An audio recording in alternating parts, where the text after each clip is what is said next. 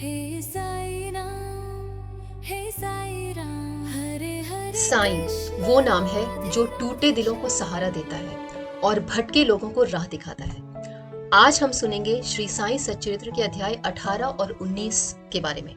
इस अध्याय में भक्ति, सद्विचार और साईं बाबा की करुणा से भरी हुई लीलाएं हैं।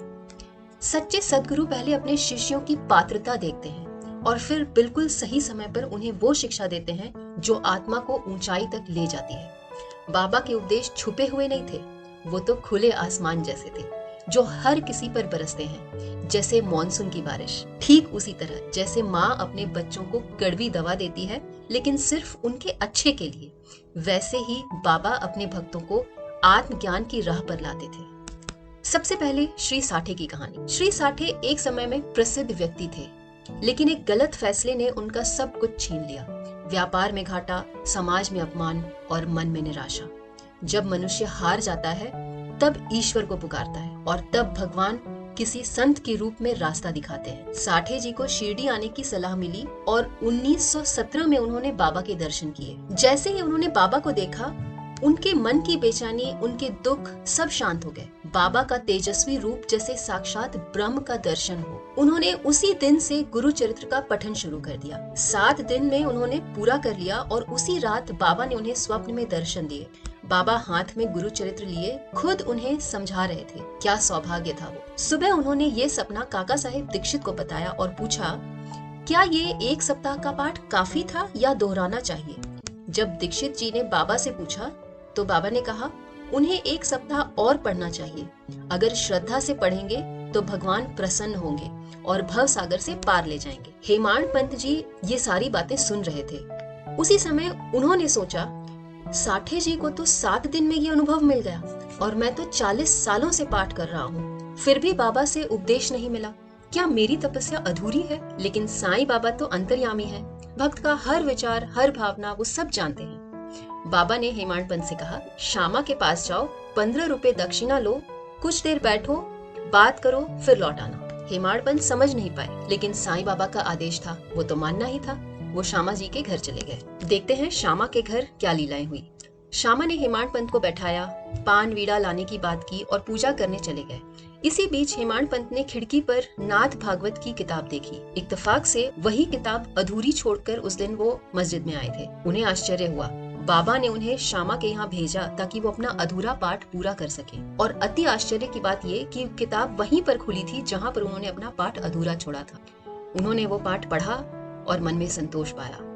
पूजा के बाद श्यामा बाहर आए, तब हेमाड़ पंत ने उन्हें बाबा का संदेश दिया और कहा, बाबा ने 15 रुपए दक्षिणा मांगे। श्यामा हंसते हुए बोले, मेरे पास तो फूटी कौड़ी नहीं है, पर 15 नमस्कार मैं दे सकता हूँ, यही ले जाओ।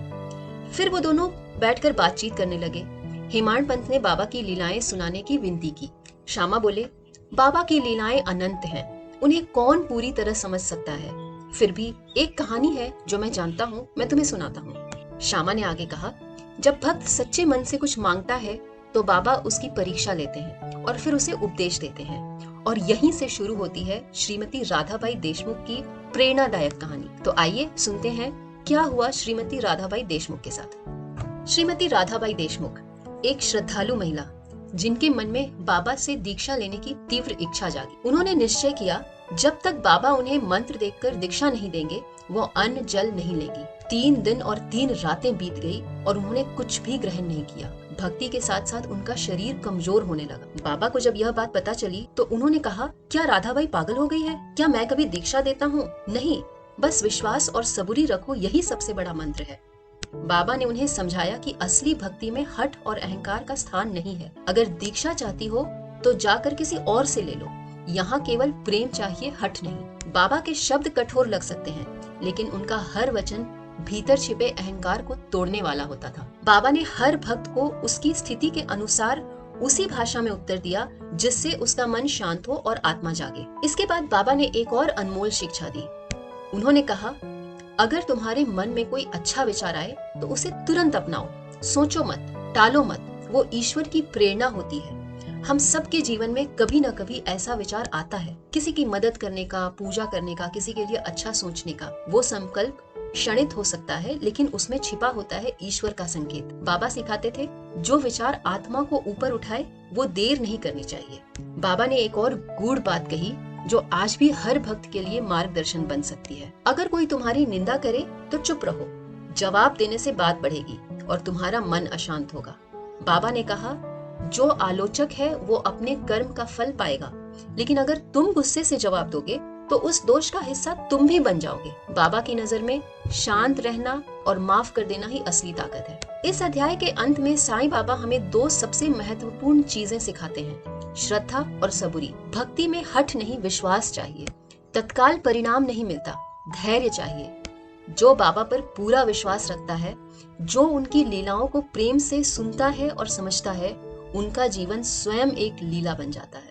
तो ये थी अध्याय 18 और 19 के अनमोल लीलाएं और शिक्षाएं, श्रद्धा और सबूरी। यही है साईं बाबा के मूल मंत्र। जुड़िए हमारे साथ अगली कड़ी में, जहां फिर से बाबा की कृपा से जीवन को छू लेने वाली कहानियां सुनाएंगे। ओम साईं राम।